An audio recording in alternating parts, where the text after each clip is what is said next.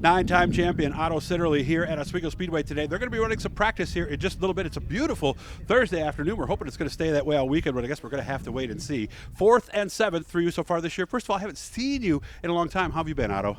I'm doing pretty good, Doug. How's the race car? You told me this is new, and what's the word you use? Some different things or something you're trying to do? Yeah, just trying to go a little bit better than, trying to improve ourselves. How's it working out so far? Well, sometimes you go one step forward and 3 steps back, and that's where we're in the middle of that right now, trying to straighten it out. Okay. First of all, let's go to some basic stuff before we get too specific. How cool is it to know we're going to be here at Classic this year? Because I can imagine you guys didn't even walk in this place, or did you practice last year? Yeah, we ran a couple times last season, once early in the season, and then late in the fall we came up and just tried some different things with this car. Mm-hmm. And those were practice sessions only, right? Yeah, no race at all here. So how tough was that for you? How long have you been racing?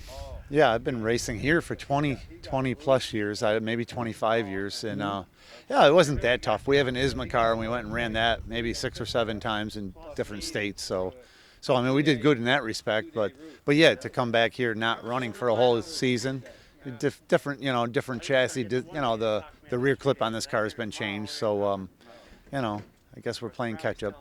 So what can we tell everybody about this car that makes it different? I don't want you to tell me too much, but yeah, there's nothing to hide. I think it's a 2015 Hawksby car, but we just decided, everybody else, it's like there's a continuing evolution. So we felt as though it was time to come up with something different. So we changed the rear of the car, and just changed the ratio, changed the design of the wing, and now we're still trying to get it where we need it to be. It's fast, but just trying to get it to race a little bit better. So walk me through 1 and 2. Where is it good, and where could you still use a little work? Maybe? Well, it depends on what you do. There's every time we're on the track, we're doing something different. So I've had it doing all kinds of things. We've had it right on the hub rail running 16.0, but you can't race the car when it's that free. Okay. Most of the time, the big struggle is trying to get the car to turn, getting to the center. It's got good straightaway speed, good exit speed. The car will get into the corner okay, but when it gets near the center, it wants to push. With it raining on Friday, possibly, how does that going to change the track, and how much can you learn today? Well, I'm hoping that today the track was probably decent from yesterday, but more than anything, I feel as though that maybe there's a chance we won't even get on the track tomorrow, and that's why we're here today. We weren't going to come today, but I see. Because of the weather tomorrow, we're hoping to try to get a little jump start on Saturday. I didn't know anything about asphalt racing until I raced at Syracuse with my daughter on the asphalt for a couple years.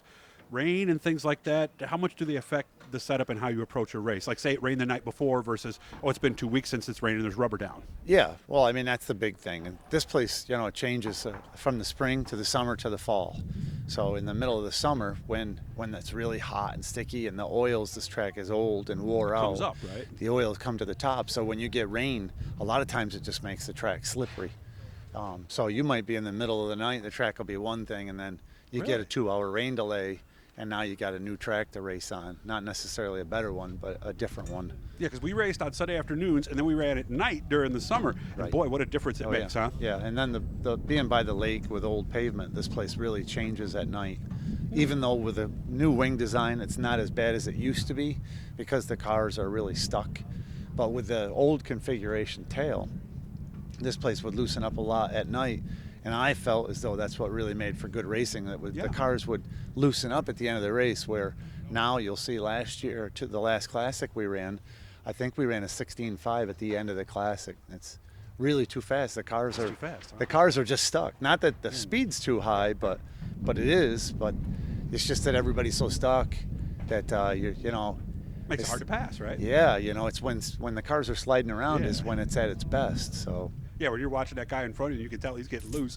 Right. Every time he comes out of the corner, you can tie. As soon as you in the back in the day, as soon as you would, you'd be fighting with somebody for position. As soon as you see that thing wiggle, you could sit back in the seat and go, okay, it's going to happen. But yeah, I'm going to get him next lap. Right. All that's sort of gone now.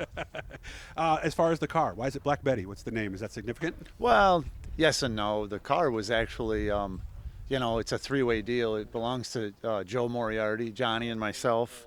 And we made a deal with Moriarty a few years ago, and he was really good and basically just left the car with us and said, use it as long as you want. Nice.